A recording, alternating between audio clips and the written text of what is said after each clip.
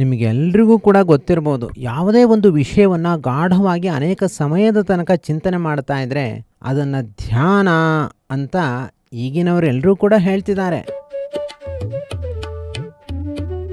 ಅಥವಾ ಸುಮ್ಮನೆ ಒಂದೇ ರೀತಿಯಾಗಿ ಕುಳಿತುಕೊಳ್ಳುವುದನ್ನು ಕೂಡ ಧ್ಯಾನ ಅಂತ ಈಗಿನವರು ಹೇಳ್ತಿದ್ದಾರೆ. ಅಷ್ಟೇ ಅಲ್ಲ, ಏನನ್ನೂ ಆಲೋಚನೆ ಮಾಡದೆ ಶೂನ್ಯ ಸ್ಥಿತಿಯಲ್ಲಿ ಕುಳಿತುಕೊಳ್ಳುವುದನ್ನು ಕೂಡ ಧ್ಯಾನ ಅಂತ ಈಗಿನವರು ಹೇಳ್ತಿದ್ದಾರೆ. ಇವರು ಹೇಳ್ತಾ ಇರೋದೆಲ್ಲವೂ ಕೂಡ ಸರಿ ಇದೆಯೋ ಅಥವಾ ಸರಿ ಇಲ್ವೋ? ಇವರು ಹೇಳುವ ಮಾರ್ಗದಲ್ಲಿ ನಾವು ತೆರಳಿದಾಗ ನಮಗೂ ಕೂಡ ಫಲಿತಾಂಶ ದೊರಕ್ತಾ ಇದೆಯಲ್ಲ, ಇದು ಸತ್ಯವೋ ಸುಳ್ಳೋ? ಈ ಎಲ್ಲ ಪ್ರಶ್ನೆಗಳಿಗೆ ಇವತ್ತಿನ ದಿವಸ ತುಂಬ ವೇಗವಾಗಿ ವಿಷಯವನ್ನು ತಿಳಿದುಕೊಳ್ತಾ ಹೋಗೋಣ ಬನ್ನಿ.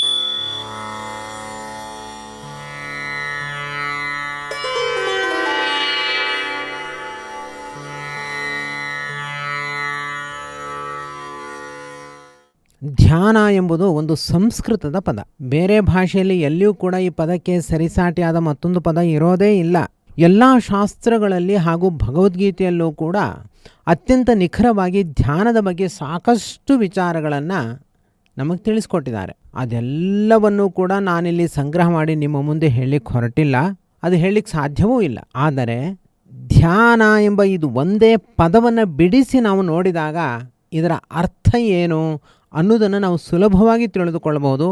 ಅದನ್ನು ಮಾತ್ರ ನಾನಿಲ್ಲಿ ಇವತ್ತಿನ ದಿವಸ ನಿರೂಪಣೆ ಮಾಡ್ತಾ ಇದ್ದೀನಿ. ಧ್ಯೈ ಚಿಂತಾಯಾಮ್ ಎಂಬ ಧಾತುವಿನ ಮೇಲೆ ಭಾವಾರ್ಥದಲ್ಲಿ ಲ್ಯುಟು ಎಂಬ ಪ್ರತ್ಯಯ ಬಂದು ಧ್ಯಾನ ಎಂಬ ರೂಪ ಸಂಸ್ಕೃತದಲ್ಲಿ ನಿಷ್ಪನ್ನ ಆಗಿದೆ. ಚಿತಿ ಸಂಜ್ಞಾನೆ ಎಂಬ ಅರ್ಥದಲ್ಲಿ ಧ್ಯಾನ ಎಂಬ ಪದ ಹುಟ್ಟುಕೊಂಡಿದೆ. ಆದ್ದರಿಂದ ಸಂಜ್ಞಾನ ಅಂತಂದರೆ ಸಂಪೂರ್ಣವಾದ ಜ್ಞಾನ, ಇದರಿಂದ ಕೂಡಿರುವಂಥದ್ದು. ಜೊತೆಯಲ್ಲಿ ಭಕ್ತಿ ಅದನ್ನೇ ಸ್ವರೂಪವನ್ನಾಗಿಸಿಕೊಂಡಿದೆ ಹಾಗೂ ವಿರಕ್ತಿಯನ್ನು ತನ್ನ ದೇಹವನ್ನಾಗಿ ಮಾಡಿಕೊಂಡಿದೆ. ಇಂತಹ ಒಂದು ನಿಜವಾದ ಸ್ವರೂಪವೇ ಧ್ಯಾನ ಅಂತ ಕರೆಸಿಕೊಳ್ಳುತ್ತೆ. ಯಾವ ವಸ್ತುವಿನ ಕುರಿತು ನಾವು ಧ್ಯಾನ ಮಾಡ್ತೇವೋ ಆ ವಸ್ತು ನಮಗೆ ಆತ್ಮೀಯವಾದ, ಜಗತ್ತಿನಲ್ಲಿ ಎಷ್ಟು ಪ್ರೀತ್ಯಾಸ್ಪದವಾದ ವಸ್ತುಗಳಿವೆಯೋ ಅವೆಲ್ಲದಕ್ಕಿಂತ ಬಹಳ ಶ್ರೇಷ್ಠವಾಗಿ ನಮಗೆ ಅದು ಗೋಚರ ಆಗ್ತಾ ಇರಬೇಕು. ಮತ್ತು ಆ ಧ್ಯಾನ ಮಾಡುವ ವಸ್ತುವಿನಲ್ಲಿ ನಿರಂತರವಾಗಿ ನಮಗೆ ಪ್ರೇಮ ಪ್ರವಾಹ ಉಕ್ಕಿ ಬರ್ತಾ ಇರಬೇಕು, ಎಂದೂ ಕೂಡ ಬತ್ತಿ ಹೋಗಬಾರ್ದು. ಯಾವ ವಸ್ತುವನ್ನು ನಾವು ಧ್ಯಾನ ಮಾಡಲು ಹೊರಟಿದೆವೋ ಆ ವಸ್ತು ಬಿಟ್ಟು ನಮಗೆ ಬೇರೆ ಏನೂ ಬೇಡ ಎಂಬ ವಿವೇಕವನ್ನು ನಾವು ಹೊಂದಿರಬೇಕು.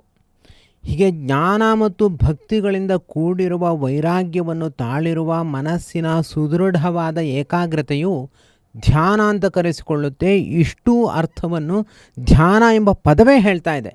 ಧ್ಯಾನ ಮಾಡುವಾಗ ಮನಸ್ಸಿನಲ್ಲಿ ಸ್ವಲ್ಪವೂ ಚಂಚಲತೆ ಇರಬಾರ್ದು. ಆ ಧ್ಯಾನಕ್ಕೆ ವಿಷಯವಾದ ವಸ್ತುವನ್ನು ಬಿಟ್ಟು ಬೇರೆ ಏನನ್ನೂ ಕೂಡ ನಾವು ನೋಡಬಾರ್ದು. ಹೀಗೆ ಅಖಂಡವಾಗಿ ಒಂದೇ ವಿಷಯವನ್ನು ನಿರಂತರ ನಾವು ತಿಳಿದುಕೊಳ್ತಾ ಇರೋದನ್ನೇ ಧ್ಯಾನ ಎಂಬುದಾಗಿ ಕರೀತಾರೆ. ಆ ಧ್ಯಾನದಲ್ಲಿ ನಿರಂತರವಾಗಿ ಜ್ಞಾನದ, ಭಕ್ತಿಯ, ವೈರಾಗ್ಯಗಳ ಅಭಿವೃದ್ಧಿಗಳು ಪ್ರತಿಕ್ಷಣವೂ ಇರುತ್ತೆ. ಒಂದು ವೇಳೆ ನಾವು ಧ್ಯಾನಕ್ಕೆ ಕುಳಿತುಕೊಂಡಾಗ ನಮ್ಮ ಮನಸ್ಸು ಬೇರೆ ಕಡೆ ತೆರಳಿದ್ರೆ ಅದನ್ನು ಧ್ಯಾನ ಅಂತ ಯಾರೂ ಕೂಡ ಕರೆಯೋದಿಲ್ಲ, ಅದನ್ನು ಧಾರಣ ಎಂಬ ಪದದಿಂದ ಕರೀತಾರೆ. ಒಂದು ವೇಳೆ ನಾವು ಧ್ಯಾನಕ್ಕೆ ಕುಳಿತುಕೊಂಡಾಗ ನಮ್ಮ ಮನಸ್ಸು ಬೇರೆ ಕಡೆ ತೆರಳಿದ್ರೆ ಅದನ್ನು ಧ್ಯಾನ ಅಂತ ಕರೆಯೋದಿಲ್ಲ, ಧಾರಣ ಎಂಬುದಾಗಿ ಕರೀತಾರೆ. ಆದ್ದರಿಂದ ನಾವೆಲ್ಲರೂ ದೇವರ ಬಗ್ಗೆ ಮಾಡ್ತಾ ಇರುವಂತಹ ಒಂದು ನಿರಂತರವಾದ ಸ್ಮರಣೆ ಏನಿದೆ ಅದು ಮಾತ್ರ ಧ್ಯಾನ ಅಂತ ಕರೆಸಿಕೊಳ್ಳುತ್ತೆ. ಒಂದು ವೇಳೆ ಆ ಸ್ಮರಣೆಯಲ್ಲಿ ವಿಚ್ಛೇದ ಬಂದರೆ ಅದು ಧಾರಣ ಅಂತ ಕರೆಸಿಕೊಳ್ಳುತ್ತೆ.